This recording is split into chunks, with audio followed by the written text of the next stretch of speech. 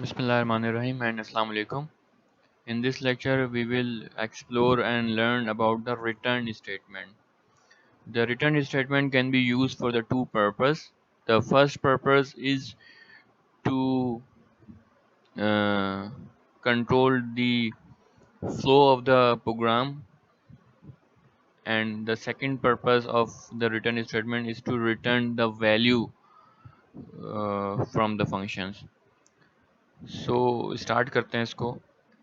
Return statement can be use to end the execution of the function. मिसाल के तौर पे आप एक फंक्शन बनाते हैं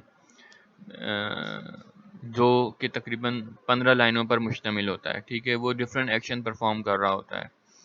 आप चाहते हैं या आपने कोई एक ऐसी कंडीशन कर रखी है अपने प्रोग्राम के अंदर कि आप चाहते हैं कि अगर ये कंडीशन ट्रू हो जाए तो सिर्फ आधा फंक्शन एग्जीक्यूट हो और आधा ना हो, यानी कि 50% ऑफ द फंक्शन एग्जीक्यूट और 50% ऑफ द फंक्शन एग्जीक्यूट ना हो.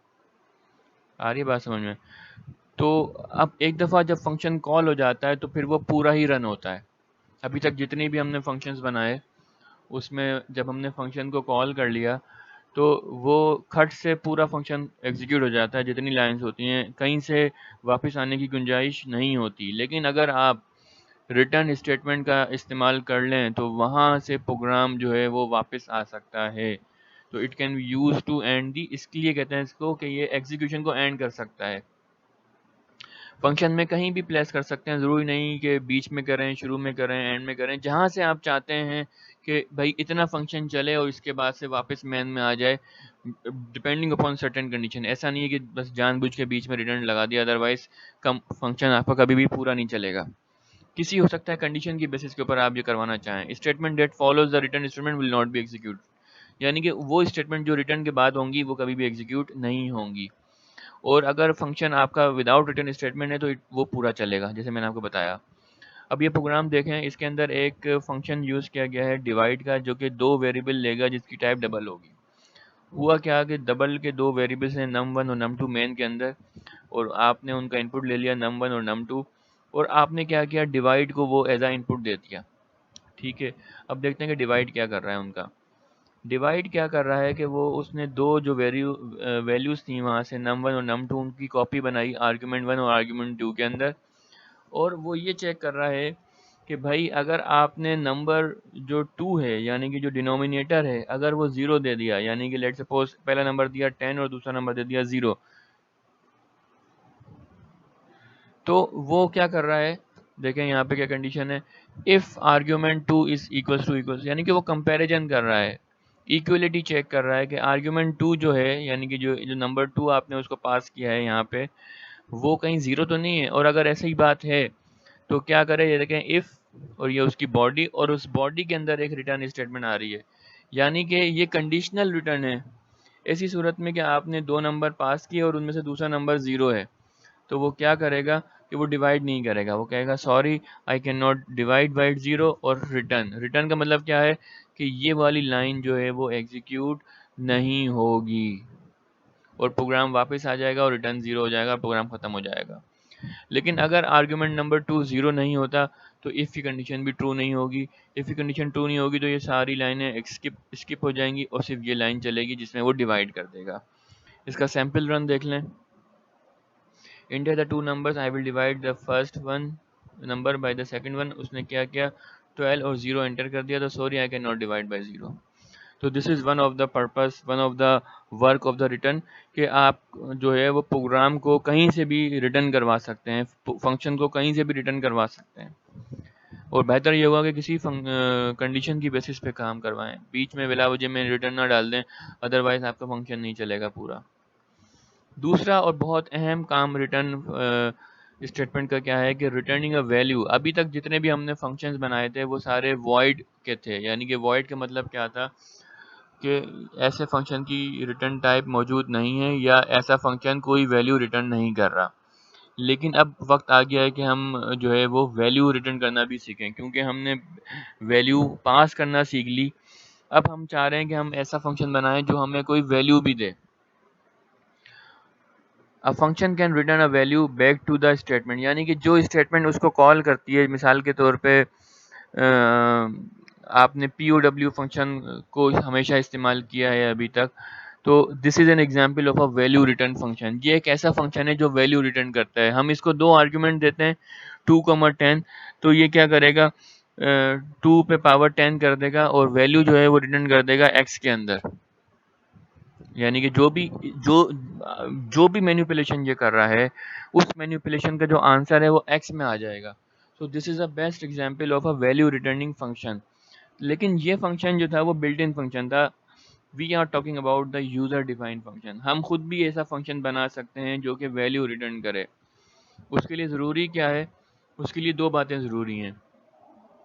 एक तो ये कि जब आप फंक्शन बना रहे हो, फंक्शन की डेफिनेशन लिख रहे हो, तब आप वॉइड नहीं लिखेंगे, बल्कि वहाँ पे डेटा टाइप लिखेंगे किस चीज़ की, जो वैल्यू आप रिटर्न करवाना चाहते हैं। मिसाल के तौर पे मैं एक फंक्शन बना रहा हूँ जो मुझे पता है कि ये फंक्शन जो है ये एक इंटीजर टाइप की वैल्यू को रिटर्न करेगा, तो मैं लिख दूंगा इंटीजर फंक्शन का नाम और फिर पैरामीटर लिस्ट।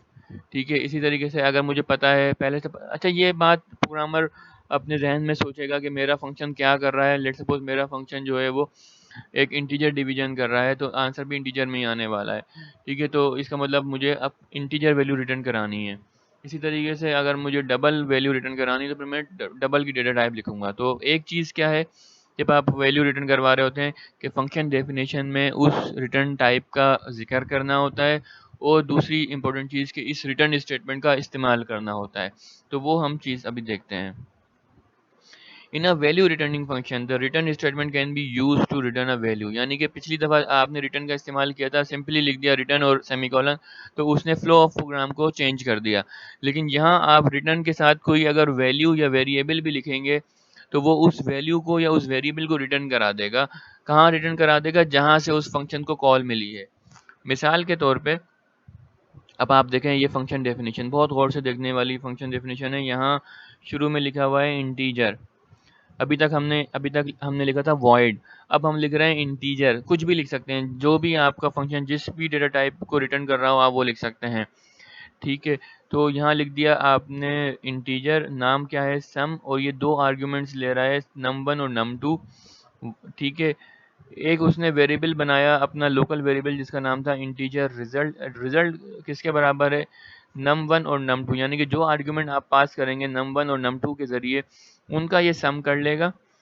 ठीक है, अब यहाँ देखें रिटर्न रिजल्ट, यानी कि जब भी मेन फंक्शन में मैं सम को कॉल करूंगा, whenever I called a sum function, और मैं उसको दो आर्ग्यूमेंट्स दूंगा, तो वो मुझे वैल्यू रिटर्न करेगा।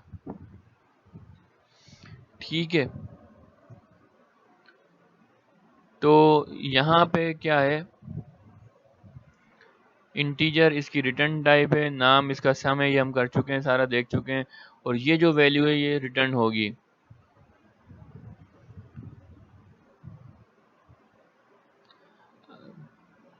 मुख्तलिफ तरीक़ों से आप रिटर्न करवा सकते हैं। यहाँ देखें एक ही वेरिएबल है, आप चाहें तो एक्सप्रेशन लिख सकते हैं, तो इस एक्सप्रेशन का पूरा आंसर वो रिटर्न कर देगा। अब हम इस प्रोग्राम को करके देखते हैं।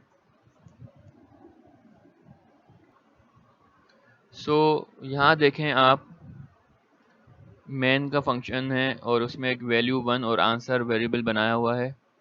प्लीज़ एंटर द वैल्यू, और वो वैल्यू इनपुट ले लेता है। ठीक है जनाब, और यहाँ आप देखें कि सी आउट कर रहा हूँ मैं स्क्वायर ऑफ द वैल्यू, यानी कि जो भी मैंने वैल्यू एंटर की है इसको वहाँ प्रिंट कर देगा। जैसे कि मैंने अगर कहा कि 5, यहाँ 5 एंटर किया, तो square of 5 is SQR value 1। अब यहाँ देखें एक फंक्शन कॉल हो रहा है जिसका नाम SQR है, और वो वैल्यू 1 एज आ आर्ग्यूमेंट ले रहा है। तो अब यहाँ देखें इसका नाम है SQR और ये आर्गूमेंट ले रहा है num, और num के साथ कर क्या रहा है कि num को num से मल्टीप्लाई कर रहा है, सिंपली उसका स्क्वायर कर रहा है, और num1 को ही रिटर्न कर रहा है, यानी कि num में ही मैनिपुलेशन कर रहा है और num को रिटर्न कर रहा है, यानी कि लोकल मैनिपुलेशन कर रहा है, पास बाई वैल्यू नहीं है, रिटर्न num कर रहा है। यानी कि जब भी स्क्वायर को कॉल करेंगे, चाहे सी आउट में कर लें या किसी वेरिएबल के ज़रिए करवा लें, तो ये वैल्यू रिटर्न करेगा। इसको रन करके देखते हैं।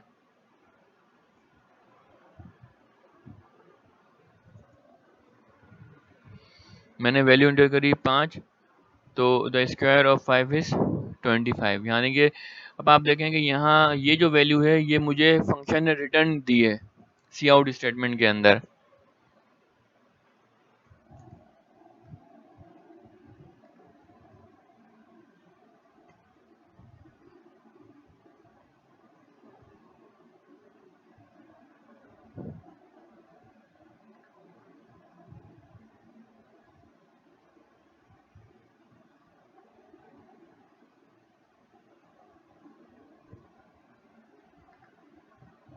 मैं ऐसे भी कर सकता हूँ, यानी कि मैं एक लोकल वेरिएबल बना लूँ जिसका नाम रिजल्ट है। लेट सपोज रिजल्ट क्या है, जिस तरह हमने POW फंक्शन यूज़ किया था कि x is equal to POW और फिर 2,4, तो ये बिल्कुल वही वाली मिसाल है कि स्क्वायर रूट फंक्शन है जो वैल्यू 1 का आर्ग्यूमेंट ले रहा है, और जब ये फंक्शन चलेगा और रिटर्न करेगा वैल्यू, तो वो वैल्यू जो है num1 की इस रिजल्ट में असाइन हो जाएगी, और हमने अब रिजल्ट को प्रिंट करा है।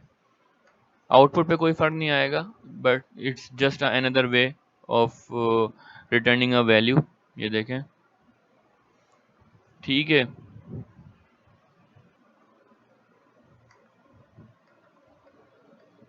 ये प्रोग्राम देख लेते हैं। वैल्यू 1, वैल्यू 2 और ये टोटल है। टोटल क्या है? टोटल इज़ नथिंग, जिस तरह मैंने कॉल किया था। टोटल एक लोकल वेरिएबल है जो कि एक सम फंक्शन को कॉल कर रहा है। सम फंक्शन देख लें, एक इंटीजर टाइप को रिटर्न करेगा और 2 इंटीजर पैरामीटर्स एक्सेप्ट करेगा। तो वैल्यू 1 और वैल्यू 2 दोनों इंटीजर हैं। सम, तो सम विल, जो भी वैल्यू रिटर्न करेगा वो इस टोटल में आ जाएगा, और हम इस टोटल को प्रिंट करेंगे। वैल्यू 1, वैल्यू 2 और ये टोटल। तो यहाँ देखें, ये बिल्कुल वही प्रोग्राम है जैसे मैंने किया था, लेकिन मैंने स्क्वायर रूट किया था, ये सम कर रहा है। ठीक है जनाब, तो ये इसका फ्लो चार्ट है। वैल्यू 1 जो है वो पास हो गई, और वैल्यू 2 भी पास हो गई, बाई वैल्यू हुई है, और ये वैल्यू जो भी इसका सम बना, सम को उसने 40 और 20 60 किया, और 60 को रिटर्न कर दिया टोटल के अंदर। ठीक है, ये स्क्वायर का फंक्शन हमने जैसे बनाया था, आप उससे एरिया कैलकुलेट करवा सकते हैं पूरा, पाई आर स्क्वायर वाला फंक्शन बना के। अनदर प्रोग्राम है 6.13, आप उसको देख सकते हैं। ठीक है, मिसाल के तौर पे एरिया कैलकुलेट करवा रहा है। ठीक है, एरिया के लिए हमें क्या चाहिए होता है? पाई और आर स्क्वायर। तो जो स्क्वायर है वो आप फंक्शन बना सकते हैं कि स्क्वायर का फंक्शन जैसे कि यहाँ पे वो कॉल कर रहा है, area is equals to pi into square radius. क्या है कि स्क्वायर एक फंक्शन का नाम है जो radius as a input accept करता है, यानी कि वो रेडियस को एक्सेप्ट करेगा एज अ आर्ग्यूमेंट। जैसे कि यहाँ पे 10 उसने लिया, 10 का स्क्वायर करेगा और रिटर्न कर देगा अपनी स्क्वायर्ड वैल्यू, ताकि जो रिटर्न वैल्यू है फिर वो इस एरिया वाले फार्मूले में इस्तेमाल हो जाएगी। तो अच्छा, आखिरी बात रिटर्न वैल्यू के हवाले से क्या है कि अगर आप प्रोटोटाइप बना रहे हैं, ठीक है, और एक ऐसे फंक्शन का प्रोटोटाइप बना रहे हैं जो वैल्यू भी इनपुट लेता है, वैल्यू रिटर्न करता है, तो फिर अब आप वॉइड नहीं लिखेंगे, आपको डेटा टाइप लिखनी होगी।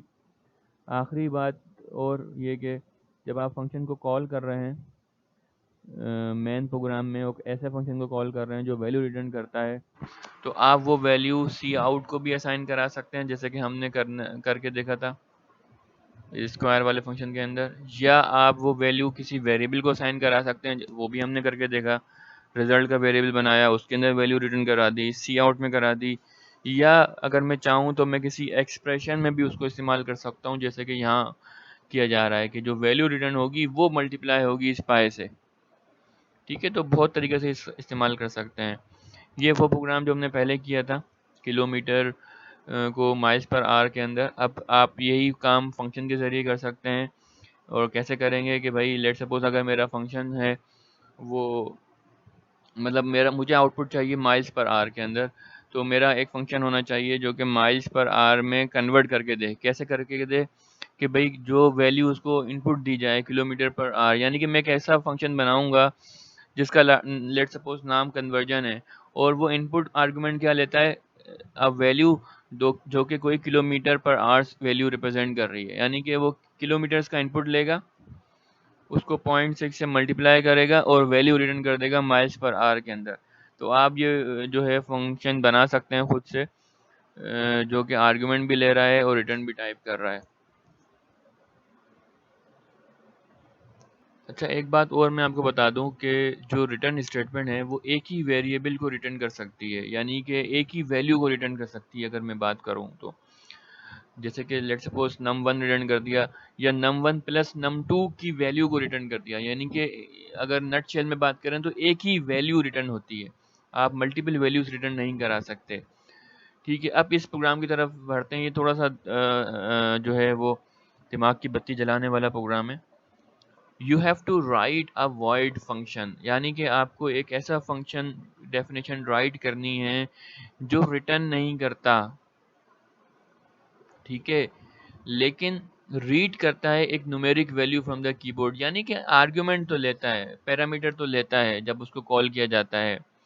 यानी कि मैं जो है वो एक वेरिएबल को, एक फंक्शन को कॉल करता हूँ और उसको एक आर्गुमेंट देता हूँ, लाइक कोई एनी न्यूमेरिक की, ठीक है। लेकिन जब वो फंक्शन कॉल होता है और मतलब एग्जीक्यूट होता है तो it will return this value to the main programme.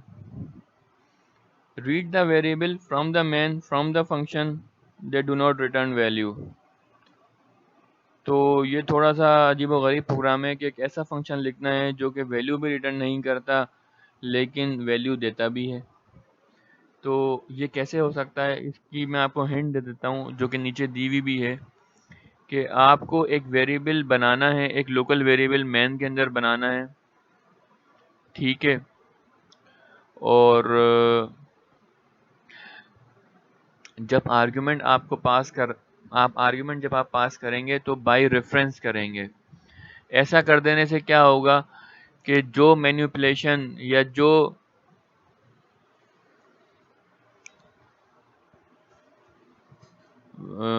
कुछ वो काम कर रहा है वो मैन के अंदर ही होगा। करना क्या है, यू हैव टू, आपको मैन का प्रोग्राम है आपके पास, ठीक है।